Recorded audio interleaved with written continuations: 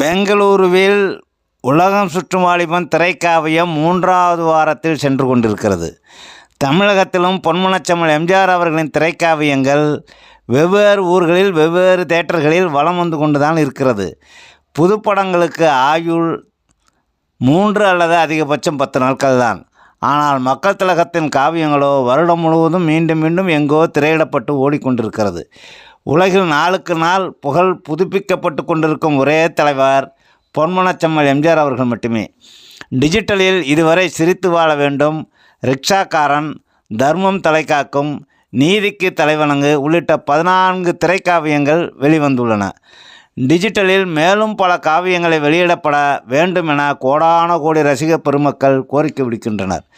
மாட்டுக்காரவேலன், இதயக்கனி படங்கள் டிஜிட்டலாகி வந்தால் மக்கள் திலகத்தின் ரசிகர்களுக்கு கொண்டாட்ட திருநாளாக இருக்கும். பிரிண்ட் படுமோசமாக வெளியிட்டு ரசிகர் பெருமக்களின் கடும் எதிர்ப்பால் முடக்கப்பட்ட அன்பேவா காவியம் விரைவில் புதுப்பித்து மீண்டும் வெளியிடப்பட வேண்டும் என ரசிகர்கள் எதிர்பார்க்கிறார்கள்.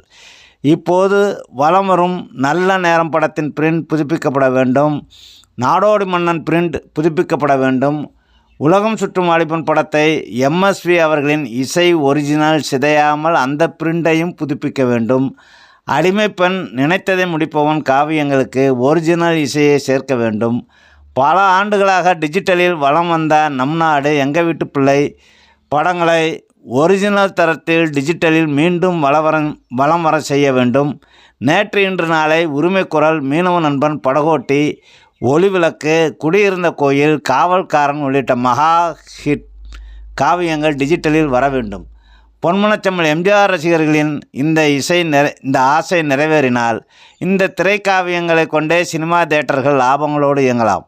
உற்சாக ஊற்றாக இருக்கும் மக்கள் திலகம் எம்ஜிஆர் அவர்களின் படங்களை டிஜிட்டலில் காண்பதற்கு ரசிகர்கள் காத்திருக்கிறார்கள். இன்றைய தலைமுறைகளோடு தகவல்கள் பிடித்திருந்தால் லைக் செய்யுங்கள், ஷேர் செய்யுங்கள், கமெண்ட் செய்யுங்கள், மறவாமல் சப்ஸ்கிரைப் செய்யுங்கள். மீண்டும் ஒரு நல்லதொரு பதிவில் சந்திப்போம். நன்றி.